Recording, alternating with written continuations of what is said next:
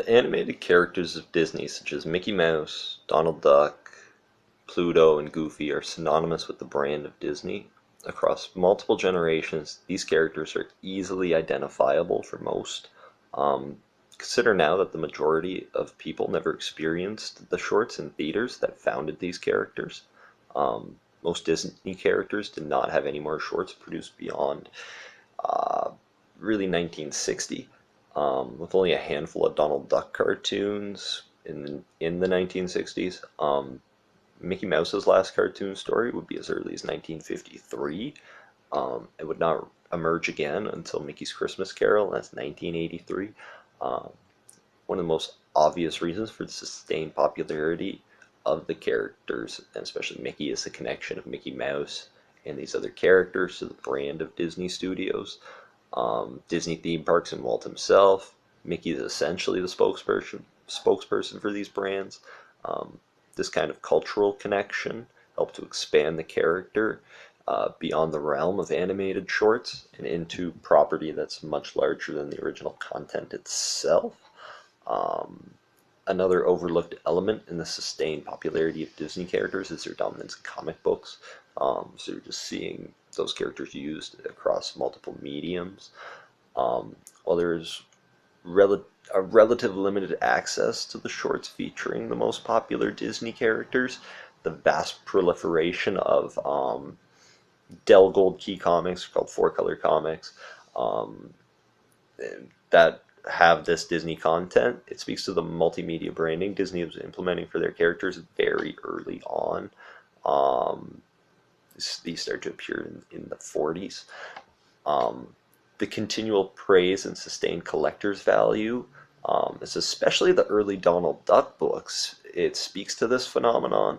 Um, this is partly due to Carl Barks, aka the Duck Father's work in comics on the character. And of course, he's the guy who created Uncle Scrooge, and praise for that run of comics. It's a highly praised run as well. It helped ensure the continuing proliferation of the Donald Duck brand and by extension other Disney characters.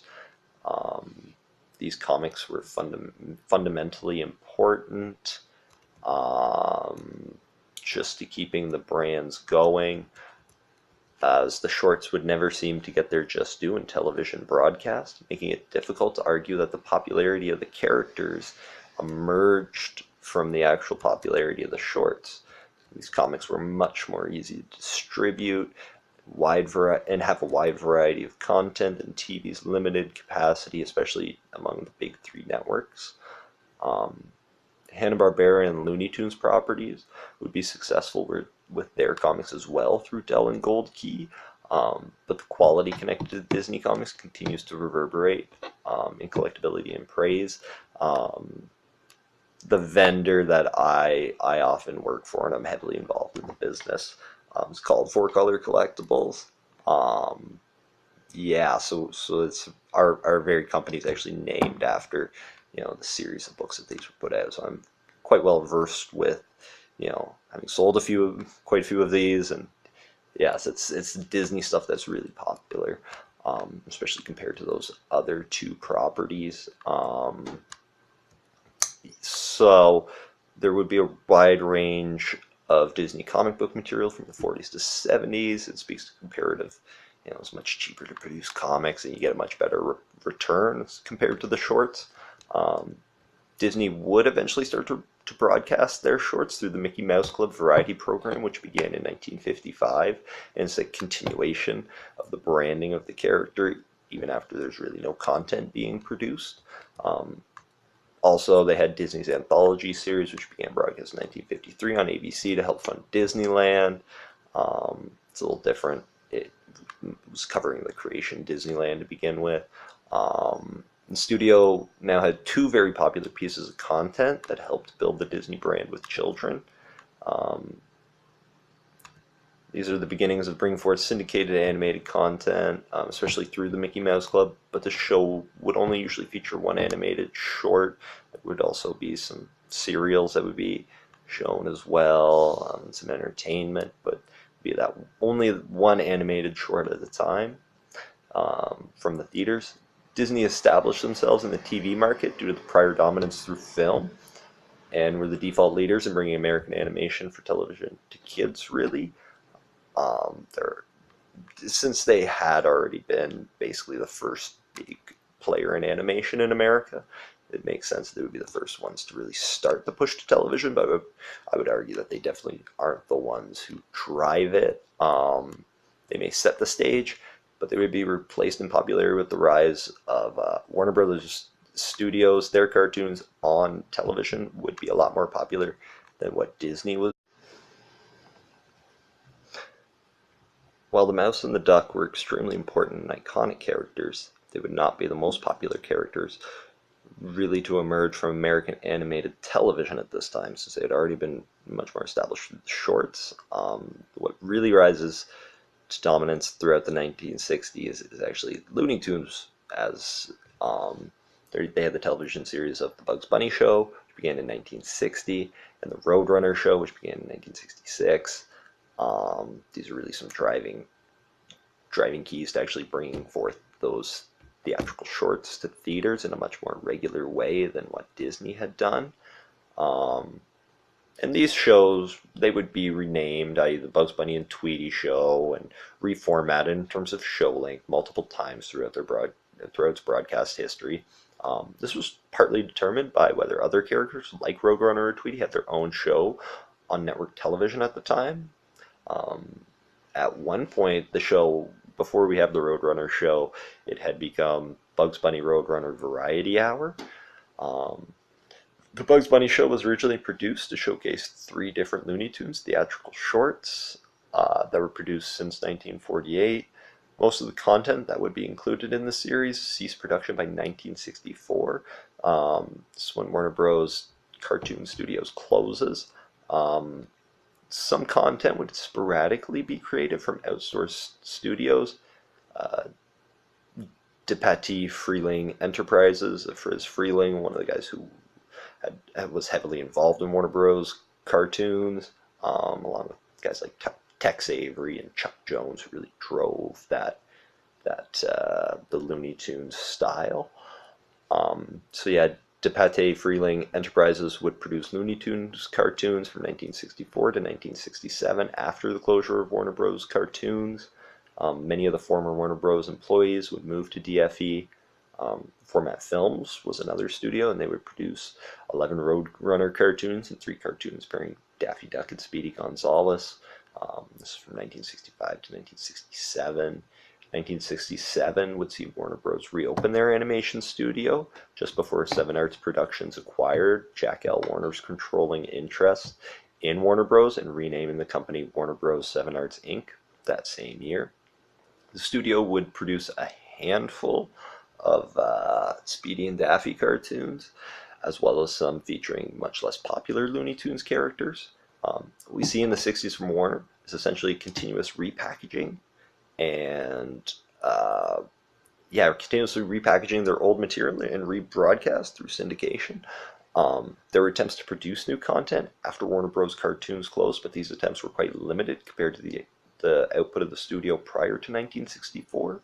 From 1970 onwards, there's a continuous repackaging of Looney Tunes content through movies that featured the old shorts surrounded by newly animated segments.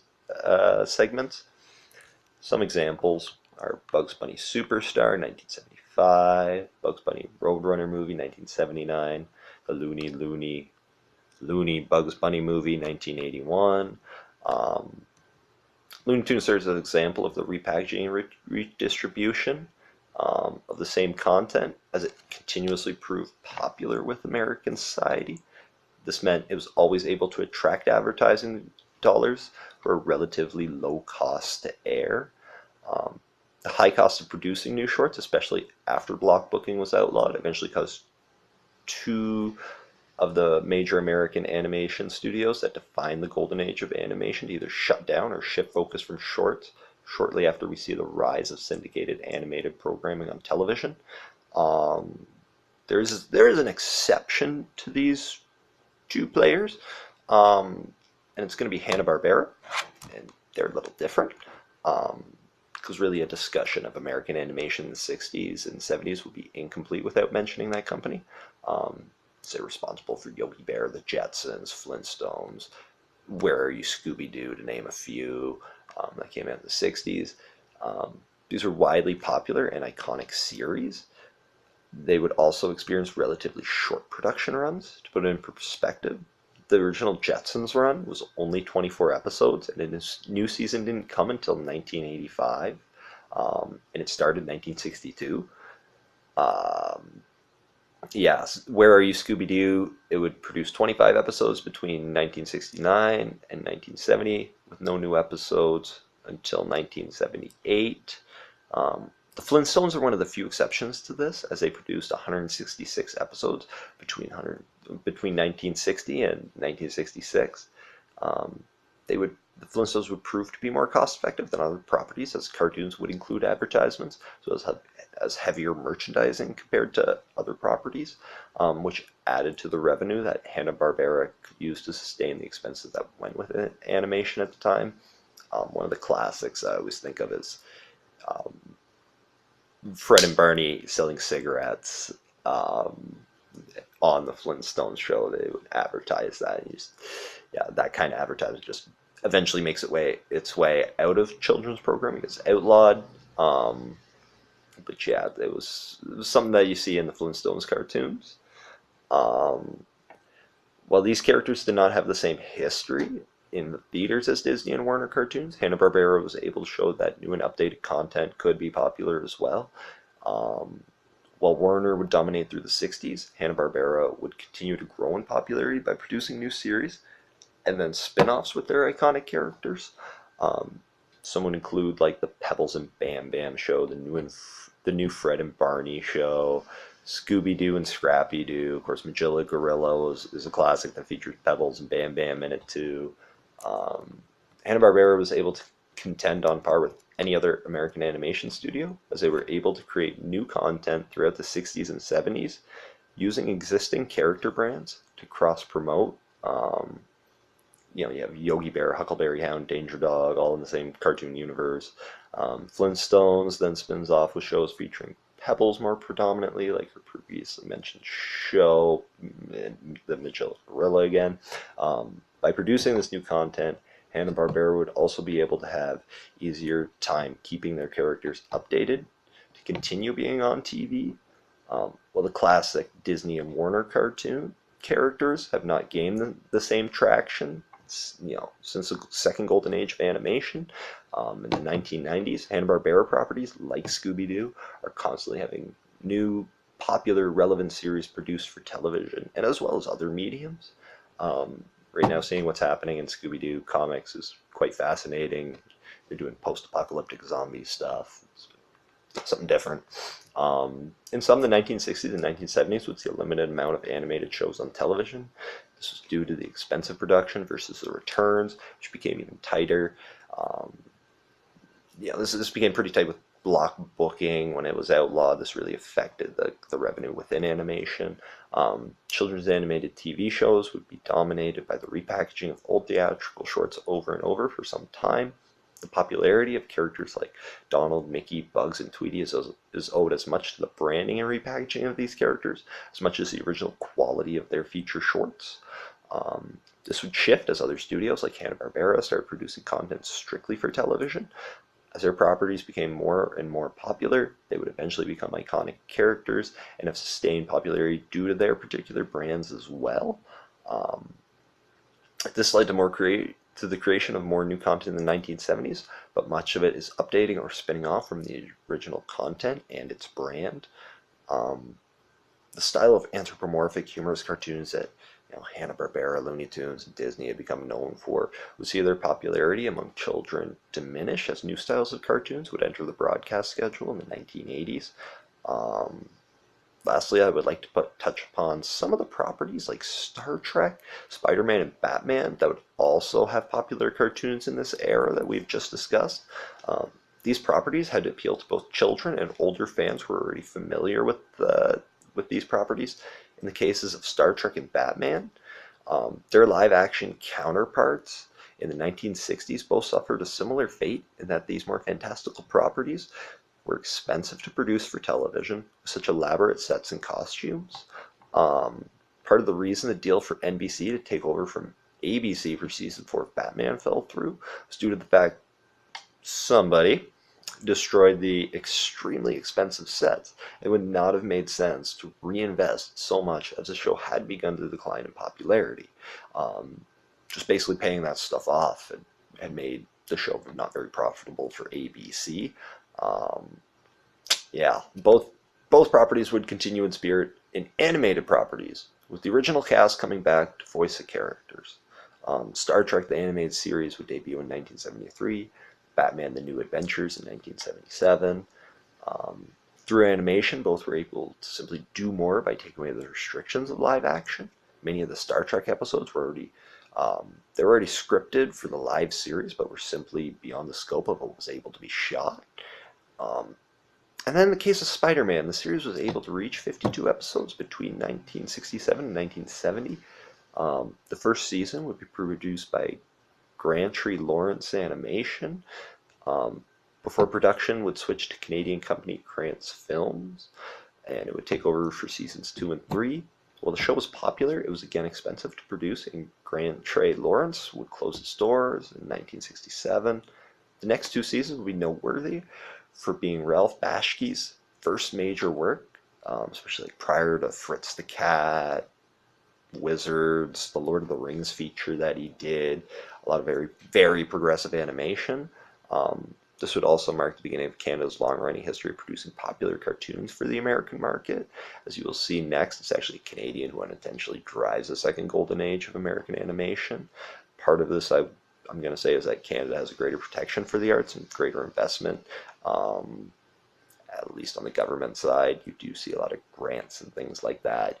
Even today, a lot of our cultural industries are sustained through government funding, where in the States it's much more privatized.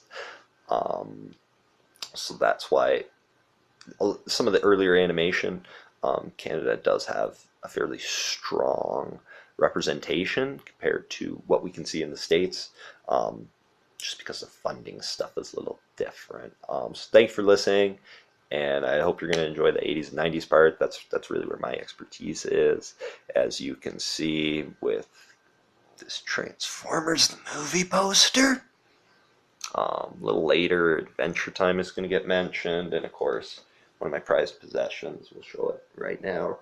We'll talk about Ren and Stimpy, of course. Thank you very much for listening, and I hope you enjoy the next part.